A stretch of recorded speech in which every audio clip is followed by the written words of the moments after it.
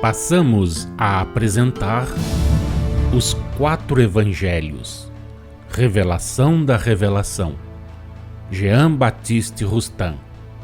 Narração, Paulo de Moraes.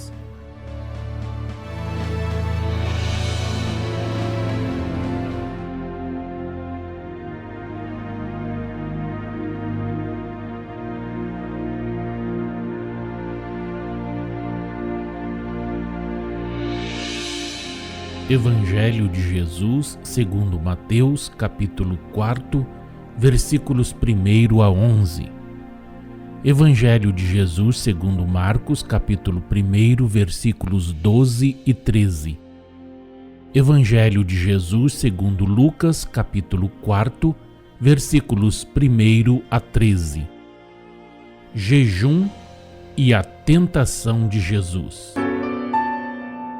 Conduzido pelo Espírito ao deserto para ser tentado pelo diabo, Jesus, que lá vivia no meio das feras, mas servido pelos anjos, depois de jejuar 40 dias e 40 noites, teve fome. Aproximando-se então dele, o tentador lhe disse: "Se és filho de Deus, ordena que estas pedras se tornem em pães." Jesus lhe respondeu: "Está escrito, não só de pão vive o homem, mas de toda palavra que sai da boca de Deus." O diabo transportou a cidade santa e, colocando-o sobre o pináculo do templo, disse-lhe: "Se és filho de Deus, lança-te daqui abaixo, pois está escrito que ele ordenou a seus anjos tenham cuidado contigo e te sustentem nas mãos, para que não tropeces em alguma pedra." Jesus replicou: "Também está escrito, não tentarás o Senhor teu Deus." O diabo transportou ainda para um monte muito alto, donde lhe mostrou todos os reinos do mundo e a glória deles, e lhe disse: "Dar-te-ei tudo isto, se prosternando-te me adorares." Ordenou-lhe Jesus: "Retira-te, Satanás, pois está escrito, ao Senhor teu Deus adorarás, e só a ele servirás." O diabo então o deixou por algum tempo, e eis que vieram anjos e o serviram.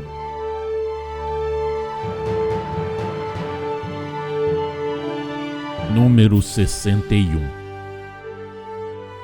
Satanás, o diabo, o demônio, são nomes alegóricos pelos quais se designa o conjunto dos maus espíritos empenhados na perda do homem. Satanás não era um espírito especial, mas a síntese dos piores espíritos, que, purificados agora na sua maioria, perseguiam os homens, desviando-os do caminho do Senhor. Satanás ainda existe, porquanto maus espíritos ainda perseguem os homens e os afastam daquele caminho. Mas todos hão de se purificar com o tempo, por meio de uma série de provações e expiações em encarnações sucessivas, precedida cada uma no espaço, na erraticidade, dos sofrimentos ou torturas morais apropriados e proporcionados aos crimes ou faltas cometidos.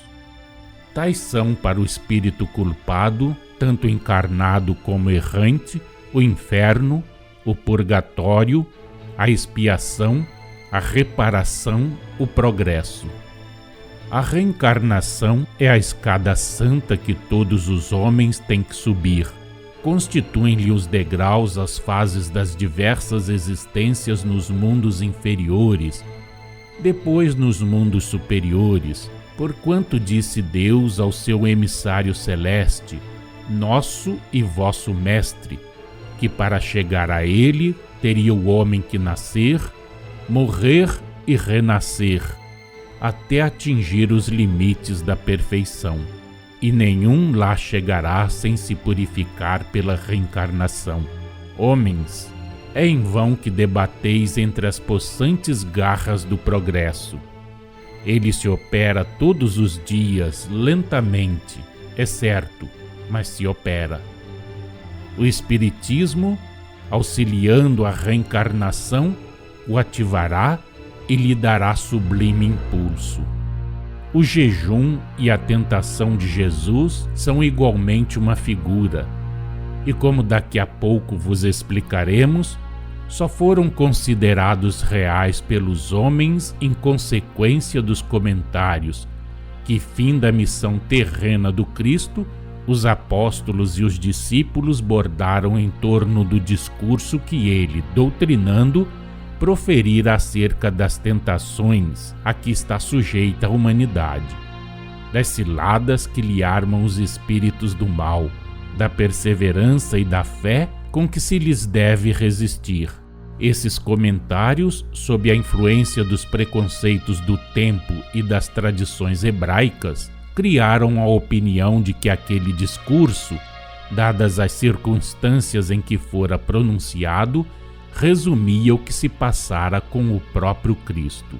Daí o tratarem os evangelistas Mateus e Lucas de um jejum e de uma tentação a que supunham estivera submetido Jesus, como se falassem de fatos materiais, reais, ocorridos pessoalmente com o Mestre. Tais fatos, porém, tidos como reais, como materialmente produzidos do ponto de vista das autoridades religiosas, são um emblema. Como pode ter acudido ao espírito do homem a ideia de rebaixar por tal forma aquele que o próprio homem considerar uma fração de Deus, uma parte conseguintemente do grande todo que governa o universo? Opinião que, aliás, se enquadra sofrivelmente nas ideias panteístas. Como puderam rebaixar essa fração da divindade ao ponto de pô-la em contato com um demônio, com um maldito expulso do céu por Deus, sem se lembrarem de que assim era o próprio Deus quem, por uma fração de si mesmo, descia à condição de parlamentar com o orgulhoso e poderoso banido, de ficar até na sua dependência? Como admitir-se que Jesus, sendo homem e portanto sujeito às enfermidades, às necessidades da existência humana, tenha podido viver 40 dias e 40 noites num deserto sem tomar alimento algum?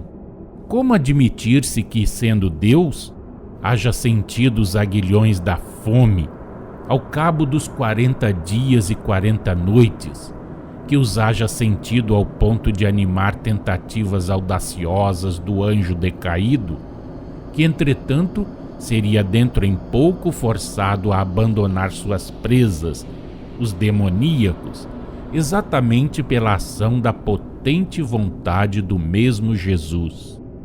Como se vê, foi o homem, de um lado bastante orgulhoso e de outro bastante inconsequente, dando a si mesmo por libertador um Deus e submetendo esse Deus ao império do demônio, pondo-o em contato com este, de maneira a lhe sofrer a influência pela tentação.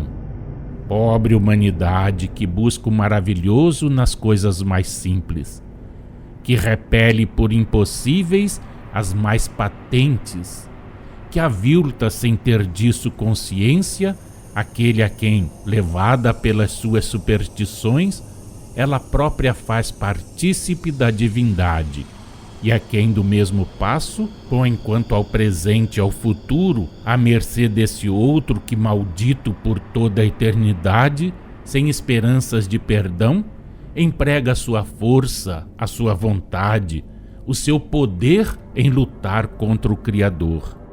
Todavia, não a censureis por isso, ó bem-amados, não a censureis, porque essa crença numa tentação material teve sua razão de ser, como vos explicaremos em breve.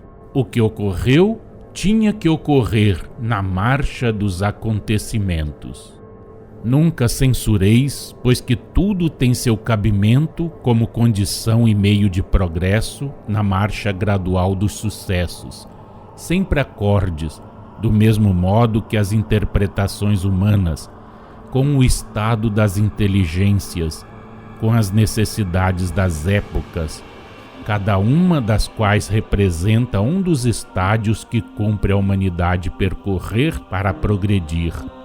Progredir constantemente, abrindo pouco a pouco os olhos à luz e à verdade, à proporção que vai sendo preparada para receber essa luz e essa verdade, que lhe são dadas na medida do que ela pode suportar e de maneira a esclarecê-la sem jamais a deslumbrar.